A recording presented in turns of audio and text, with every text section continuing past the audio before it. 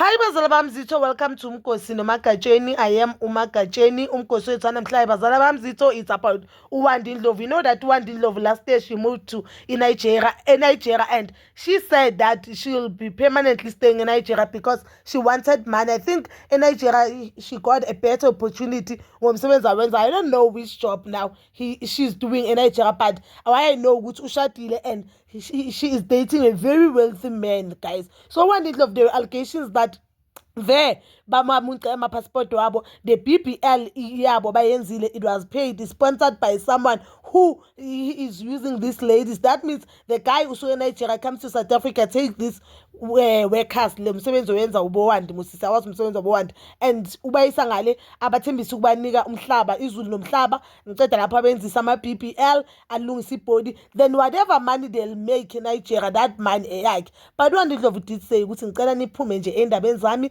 mina ngihappy. And guys, if you are watching life kaWandi Ndlovu njengoba le, it seems like she is very happy. She's truly happy because a lot of people, they were concerned. I for one was concerned the time Puma the allegations. Good to know what if really we are really happy, show us your passport, because the allegations, they were also saying mabafika ngale baba thathela ama passport babo and they'll never come back to South Africa. But guess what, uWandi Ndlovu did a video akubo.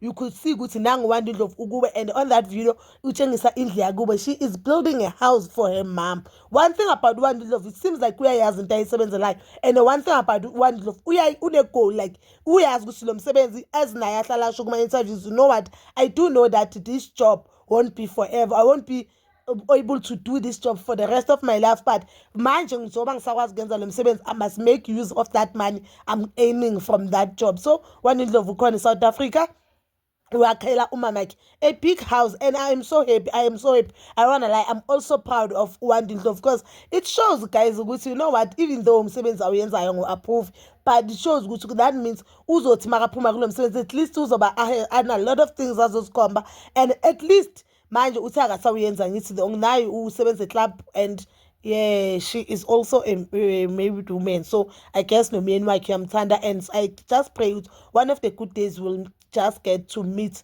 umyeni wakhe uWandi Ndlovu, and maybe njengoba buyile, maybe she'll go to 1 or 2 podcasts whereby I will know ukuthi uye kanjani eNigeria and what really is doing in Nigeria, what is her job in Nigeria. Maybe they will get to know and we will understand ukuthi no, she is working a decent job, guys, or maybe she's a real housewife of Nigeria. You understand? Maybe she's a housewife uziphilela kamnandi banomyeni yakhe ba-happy, maybe ube nenhlanhla, because not every man othi mina ngeke ngize ngithandane nomuntu nonkosikazi oke wayenza lo msebenzi boyenza uWandi Ndlovu. Maybe umyeni wakhe yabo uvele wambona beyond that. Let's just be honest. But so please do comment down below, and please don't forget to like, subscribe, share, and hit that notification button. Ngithanda ukuya nokubuya.